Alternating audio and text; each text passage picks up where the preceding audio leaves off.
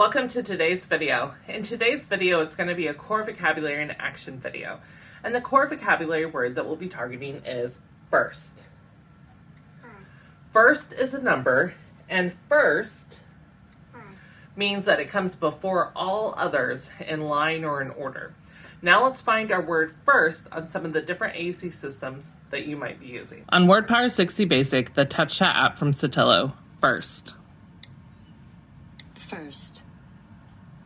On LAMP Words for Life, the 84 full version of the vocabulary from PRC, first. First. On Snapcore First, the 63 grid from Toby Dynavox, first.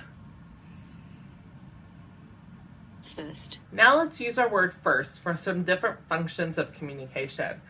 I could ask a question and say, what are we doing first? I could make a comment and say, I see that you chose to do math first. I could use my word to make a statement and say, I woke up first this morning. I could use my word to help me express feelings, and I could say, to help me calm down, I first need my vest and then a walk. I could use my word to protest and say, no, first play, then science. I could make a request and say, I want to go to Aldi's first. I could direct an action and say, first, put on your shoes.